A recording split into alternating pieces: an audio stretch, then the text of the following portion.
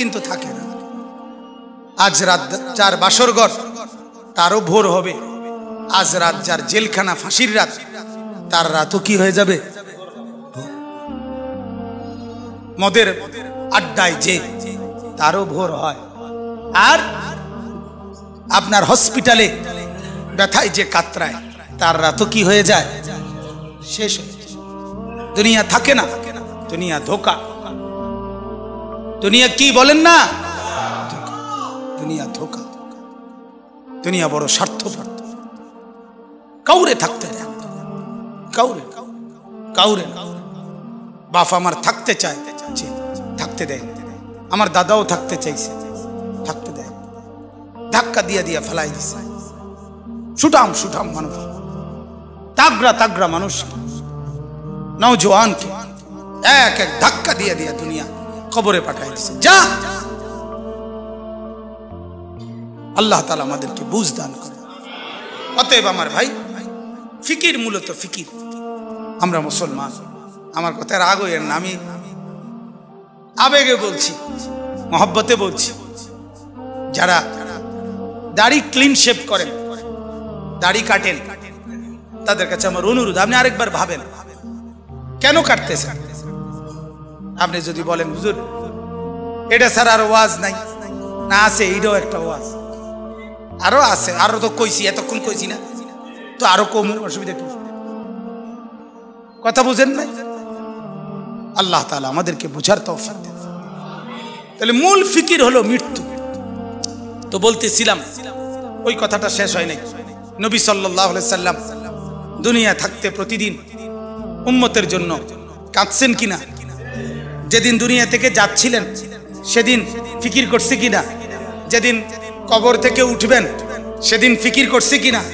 হাসরের ময়দানেও সমস্ত নবীরা, আদম থেকে ঈসা, সমস্ত আম্বিয়া, আউলিয়া, সাহাবা, সমস্ত মানুষ হাসরের ময়দানে জাহান্নামকে যখন আনবে, ওয়াজিআ ইয়াউমা ইদিম বিজাহান্নাম, আল্লাহ তাআলা কোরআনে বলছেন হাসরের ময়দানে ফেরেশতারা জাহান্নামকে টেনে হাসরের মাঠে নিয়ে আসবে। এই যে এখানে যেরকম আমরা বসছি, মনে করেন এখানে আনছে, আইনা দাঁড় করাইছে, ঠিক এরকম, ঠিক এরকম টেনে আনবে। ৭০,০০০ আগুনের শিকল দিয়া বেঁধে জাহান্নামকে আনা হবে। ৭০,০০০ আগুনের শিকল, এক একটা শিকলের মধ্যে ৭০,০০০ আংটা, ওই যে কড়া কড়া কড়া আরই কড়া, শিকল বানায় কি দিয়া? কড়া একটা একটা লাগাইয়া না, এক একটা শিকলে ৭০,০০০ কড়া, এক একটা কড়া ৭০,০০০ ফেরেশতা ধরবে। এবার কত কোটি আপনি গণেন, আমার সময় নাই। কোটি কোটি ফেরেশতা টেনে আনবে, আর জাহান্নাম তার একটা বিকট চিৎকার দিবে। এক চিৎকারে পুরা হাসরের ময়দানের সবাই চিৎকার দিয়া উঠবে, ইয়া রব্বি নাফসি নাফসি, আল্লাহ আমাকে মাফ করেন, আমাকে মাফ করেন, আমাকে মাফ করেন, আমাকে মাফ করেন, আমাকে মাফ করেন। আদম থেকে ঈসা নবী, ওনারা বলবেন, ফেরেশতারা বলবেন, জিনরা বলবেন, আম্বিয়ারা বলবেন, আউলিয়ারা বলবেন, আতকিয়ারা বলবেন, আসফিয়ারা বলবেন, সাহাবারা বলবেন, ওলামারা বলবে, মুহাদ্দিসিন বলবে, মুফাসসিরিন বলবে, ফুকাহা বলবে, খুতাবা বলবে, আইম্মা বলবে, মুয়াজ্জিন বলবে, হাফেজে কোরআন বলবে, সাধারণ মানুষ বলবে, হর ইনসান বলবে, ইয়া রব্বি নাফসি নাফসি, আল্লাহ আমাকে বাঁচান, আমাকে বাঁচান, আমাকে বাঁচান, আমাকে বাঁচান। সবাই বলবে এক কথা। সবাই হঠাৎ করে শুনবে কে যেন একজন কোথাও বলতেছে, কোন এক পাশে দিয়া শোনা যাইতেছে একটা আওয়াজ, ইয়া রব্বি উম্মতি উম্মতি, আয় আল্লাহ আমার উম্মতকে বাঁচান, আমার উম্মতকে বাঁচান, আমার উম্মতকে বাঁচান।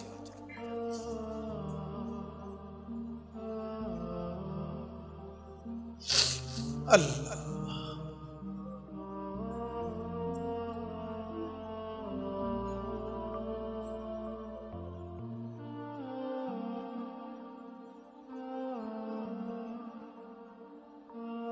আল্লাহুম্মা সাল্লি আলা।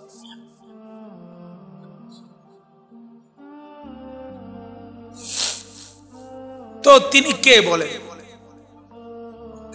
যিনি একজন শুধু বলবেন আয় আল্লাহ আমার উম্মতকে বাঁচান, তিনি কে বলেন? মুহাম্মদ রাসূল।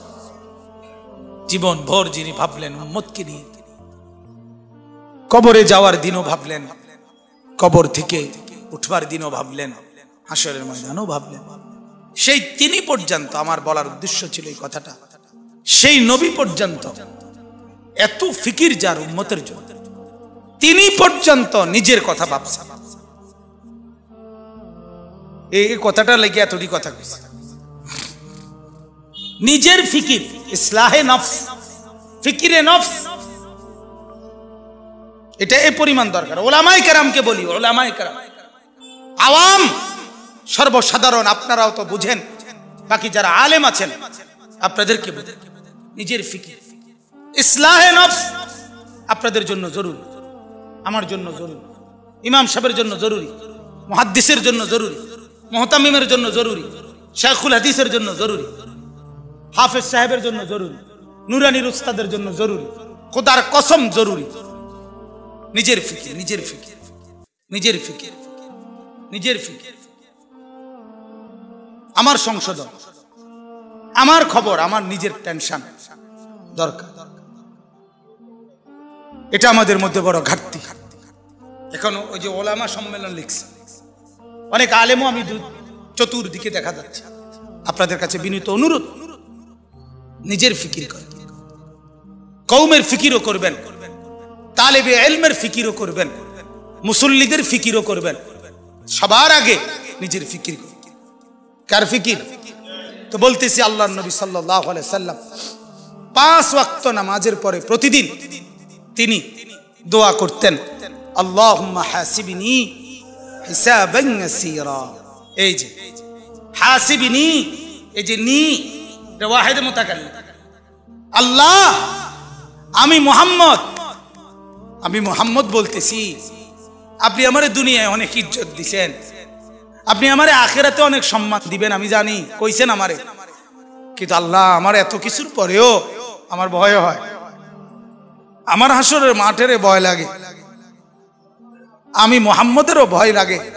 আল্লাহ অতএব আমার হিসাব হাসরের দিন আপনি সহজ করে দিলেন, আমার ডর লাগে। হাসিবনি। তাহলে নবী সাল্লাল্লাহু আলাইহি সাল্লাম নিজের ফিকির করছেন কি না বলেন? নিজের ফিকির। তাহলে আমার সবচেয়ে বড় ফিকির হলো আমার মৃত্যু পরবর্তী ফিকির। দুনিয়া কোনো না কোনো ভাবে পার হয়ে যাবে, কাত হলেও চিত হলেও, হাসলেও কাঁদলেও, সুখে থাকলেও দুঃখে থাকলেও, রাত হলেও দিন হলেও, কোনো না কোনো এক সুরতে, কোনো না কোনো একভাবে ঘন্টা মিনিট সেকেন্ডগুলো পার হয়ে যাবে। কিন্তু মৃত্যু এসে আবার যখন আমার নতুন অধ্যায় শুরু করবে, আমার জীবনের নতুন পর্ব যখন শুরু করবে দোস্ত, সেটা আর শেষ হবে, শেষ হবে। ফাজাইলে আমালের মধ্যে শেখুল হাদিস মাওলানা জাকারিয়া রাহমাতুল্লাহি আলাইহি বলছেন বড় সুন্দর কথা, আমার কলজার ভিতরে লাগছে কথা। উনি বলছে, হে দুনিয়ার ভাইয়েরা, দুনিয়ার সর্বোচ্চ বিপদ, সর্বোচ্চ অসুখ, সর্বোচ্চ যন্ত্রণা, মনে করেন সর্বোচ্চ ভয়ঙ্কর ক্যান্সার, এটাও যদি হয়, তিনি বলেন সেটারও তো একটা সমাপ্তি আছে, যে মৃত্যু হবে, আর মৃত্যু হইলে এটার সমাপ্তি শেষ। ঠিক কিনা বলেন? আগুনে দুনিয়ায় যে জ্বলে গেছে, একেবারে আগুন লাগিয়া গেছে যার শরীরে, তার চিৎকার, তার কষ্টেরও তো একটা সমাপ্তি আছে, যে কিছুক্ষণ পরে কি হয়ে যাবে? মৃত্যু হয়ে যাবে। শেখুল হাদিস মাওলানা জাকারিয়া রাহমাতুল্লাহ বলে, কিন্তু আখিরাত আর পরকাল, কবর আর হাসরের জাহান্নামের কষ্ট, যন্ত্রণা, দুঃখ আর মুসিবত, মেরে মোহতারাম, যখন শুরু হবে সেটা আর কোনোদিন মৃত্যুর মাধ্যমেও শেষ হবে না।